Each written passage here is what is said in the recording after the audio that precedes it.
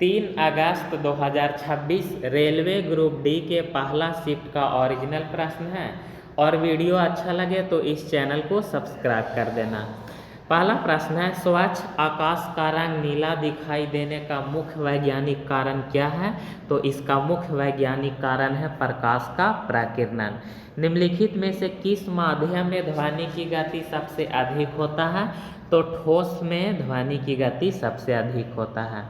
अगला प्रश्न है, वर्ष 2026 में अमेरिका और ईरान के बीच सैन्य संघर्ष के दौरान वैश्विक तेल आपूर्ति को बाधित करने के लिए ईरान द्वारा किस जलडमरू मध्य को बंद घोषित किया गया था? तो हार्मुज जलडमरू मध्य को बंद घोषित किया गया था। हाल ही में चर्चा में रहा प्रोजेक्ट सूर्या, जो भारत के भावी नेक्स्ट जनरेशन लॉन्च व्हीकल से संबंधित है, किस संगठन द्वारा लॉन्च या शुरू किया गया था? तो भारतीय अंतरिक्ष अनुसंधान संगठन यानी इसरो के द्वारा शुरू किया गया था या लॉन्च किया गया था। तो इस प्रश्न का सही आंसर हो जाएगा ऑप्शन बी। अगला प्रश्न है, इसरो ने 2 नवंबर 2025 को श्रीहरिकोटा से LVM-3M5 रॉकेट का उपयोग करके देश के सबसे भारी संचार उपग्रह को किस नाम से लॉन्च किया गया था? तो CMS-03 के नाम से लॉन्च किया गया था। तो इस प्रश्न का सही आंसर होगा ऑप्शन सी। वर्ष 2026 में युवाओं के सर्वांगीण विकास के लिए खेल, संस्कार और सफलता की नई उड़ान टैगलाइन के साथ किस राज्य सरकार ने ग्रीष्मकालीन खेल शिविर आरोह 2026 पहल की शुरुआत की है? तो ये मध्य प्रदेश के सरकार के द्वारा शुरू किया गया है। तो इस प्रश्न का सही आंसर होगा ऑप्शन सी।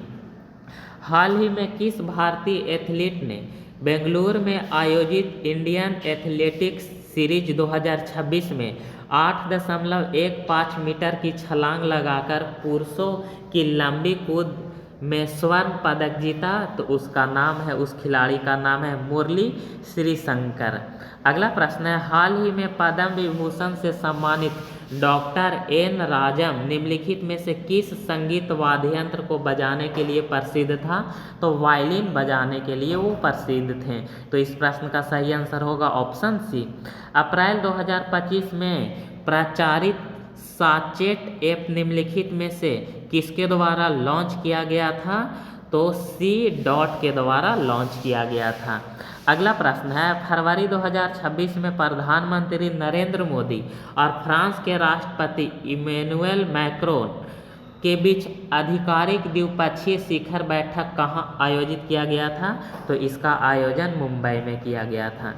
26 अक्टूबर 2026 को आयोजित होने वाला 17वां वार्षिक बैलन डी ओर समारोह पहली बार पेरिस से बाहर निम्नलिखित में से किस शहर में आयोजित किया गया था? तो इसका आयोजन लंदन में किया गया था। दिसंबर 2025 में आयोजित RBI की मौद्रिक नीति समिति की बैठक में रेपो रेट को घटाकर कितना निर्धारित किया गया था, जिसे वर्ष 2026 की बैठक में भी यथावत रखा गया था? तो 5.25%। तो इस प्रश्न का सही आंसर होगा ऑप्शन बी। विश्व बैंक द्वारा संशोधित $3 प्रतिदिन की नई अंतर्राष्ट्रीय गरीबी रेखा के आधार पर वर्ष 2022 से वर्ष 2023 में भारत में अत्यधिक गरीबी दर कितना दर्ज किया गया है? तो 5.3% दर्ज किया गया है। मार्च 2026 में आयोजित 98वें ऑस्कर में सर्वश्रेष्ठ अंतर्राष्ट्रीय फीचर फिल्म श्रेणी के लिए भारत के तरफ से किस फिल्म को शॉर्टलिस्ट या आधिकारिक प्रविष्टि के रूप में भेजा गया था? तो उसका नाम है होम बॉन्ड। तो इस प्रश्न का सही आंसर हो जाएगा ऑप्शन सी। अगला प्रश्न है, एक गतिमान वस्तु के वेग समय ग्राफ में यदि ग्राफ की रेखा समय अक्ष पर झुकी हुई है तो वस्तु के वेग कि क्या स्थिति होगा? तो वह समय के साथ बदलेगा। तो इस प्रश्न का सही आंसर होगा ऑप्शन बी। अगला प्रश्न है, न्यूटन के गति के दूसरा नियम के अनुसार यदि किसी निश्चित द्रव्यमान वाली वस्तु पर एक असंतुलित बल लगाया जाता है तो वस्तु पर क्या प्रभाव पड़ेगा? तो वस्तु में बल के अनुक्रमानुपाती त्वरण उत्पन्न होगा। तो इस प्रश्न का सही आंसर होगा ऑप्शन बी। निम्नलिखित रासायनिक अभिक्रिया का मुख्य उत्पाद क्या होगा? मतलब सोडियम हाइड्रोक्साइड और HCl हाइड्रोक्लोरिक अम्ल मिलेगा तो क्या बनेगा? तो उस स्थिति में सोडियम क्लोराइड और H2O मतलब जल बनेगा। तो इस प्रश्न का सही आंसर होगा ऑप्शन बी। किसी विलयन के 80 ग्राम पानी में 20 साधारण नमक मिलाया जाता है।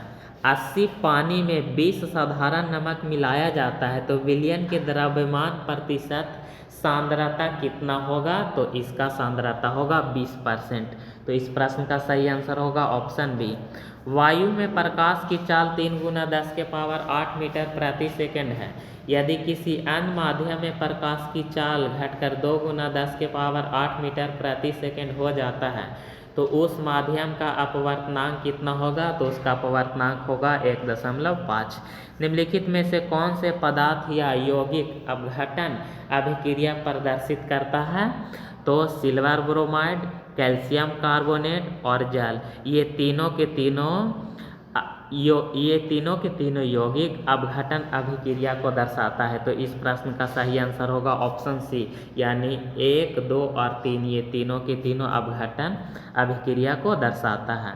अगला प्रश्न है, कोशिकाओं के भीतर ऑक्सीजन की उपस्थिति या अनुपस्थिति में ग्लूकोज के विखंडन से जैविक ऊर्जा मतलब ATP उत्पन्न होने की प्रक्रिया को क्या कहते हैं? तो उसको कोशिकीय श्वसन कहते हैं। तो इस प्रश्न का सही आंसर होगा ऑप्शन बी। न्यूरॉन का कौन सा विशिष्ट भाग अन्य कोशिकाओं से रासायनिक या विद्युत संदेश प्राप्त करने के लिए जिम्मेदार होता है? तो डेंड्राइट जिम्मेदार होता है। तो इस प्रश्न का सही आंसर होगा ऑप्शन बी। अगला प्रश्न है, कफ सिरप टिंचर आयोडीन और कई टॉनिक जैसे दवाई बनाने में इथेनॉल का उपयोग मुख्य रूप से किस विशेषता के कारण किया जाता है? तो यह एक अत्यंत उत्कृष्ट विलायक होता है, इसीलिए इसका उपयोग किया जाता है। तो इस प्रश्न का सही आंसर होगा ऑप्शन ए। एक प्रकाश तरंग की तरंगदैर्घ्य 600 न्यूटन मीटर है और उसकी चाल 3 × 10⁸ मीटर प्रति सेकंड है। तो इस तरंग की आवृत्ति क्या होगा? तो इसका आवृत्ति होगा 5 × 10⁻14 हर्ट्ज। तो इस प्रश्न का सही आंसर होगा ऑप्शन बी। रसायन विज्ञान में द्रव्यमान संरक्षण का नियम निम्नलिखित में से किस वैज्ञानिक द्वारा प्रतिपादित किया गया था? तो एंटोनी लेवोजियर के द्वारा दिया गया था। तो इस प्रश्न का सही आंसर होगा ऑप्शन सी। एक विद्युत बल्ब की शक्ति 60 वाट है और इसे 120 वोल्ट के स्रोत से जोड़ा गया है। बल्ब से प्रवाहित होने वाली विद्युत धारा का मान क्या होगा? तो विद्युत धारा का मान होगा 0.5 एम्पियर होगा। यदि किसी वस्तु की गतिज ऊर्जा 40 जूल से बढ़कर 140 जूल हो जाता है तो उस वस्तु पर किया गया कुल कार्य कितना होगा? तो 100 जूल किया गया कार्य होगा। तो इस प्रश्न का सही आंसर होगा ऑप्शन बी। अगला प्रश्न है, CBI द्वारा साइबर गुलामी और वैश्विक डिजिटल अरेस्ट वित्तीय धोखाधड़ी नेटवर्क के खिलाफ की जा रही अंतर्राष्ट्रीय जांच मुख्य रूप से एशिया के किस भाग या क्षेत्र से संचालित सिंडिकेट पर केंद्रित है? तो ये मुख्य रूप से दक्षिण पूर्व एशिया पर केंद्रित है। तो इस प्रश्न का सही आंसर होगा ऑप्शन बी। मई 2026 के मध्य में किस राज्य में आए विनाशकारी आंधी तूफान, बिजली गिरने और भारी बारिश के कारण राज्य के 6 जिला प्रभावित हुआ और 111 लोगों की जान चली गई? तो उत्तर प्रदेश राज्य में यह घटना घटा था। 6 से 8 अप्रैल 2026 को आयोजित भारतीय रिजर्व बैंक की मौद्रिक नीति समिति की बैठक कौन से नंबर के बैठक था? तो 60वें नंबर के बैठक था। अप्रैल 2026 में मैड्रिड में आयोजित लॉरियस वर्ल्ड स्पोर्ट अवार्ड में किसे वर्ष का सर्वश्रेष्ठ पुरुष खिलाड़ी चुना गया? तो कार्लोस अल्काराज को चुना गया था। वर्ष 2026 के विधानसभा चुनाव के बाद तमिलनाडु के मुख्यमंत्री पद पर शपथ लेने वाले अभिनेता विजय थलापति की पार्टी का क्या नाम था? तो उनका पार्टी का नाम था तमिलगा वेट्री कंजंगम पार्टी था, जिसे शॉर्ट में TVK कहते हैं। और वीडियो अच्छा लगे इस प्रकार के एनालिसिस को पाने के लिए इस चैनल को सब्सक्राइब कर दीजिएगा।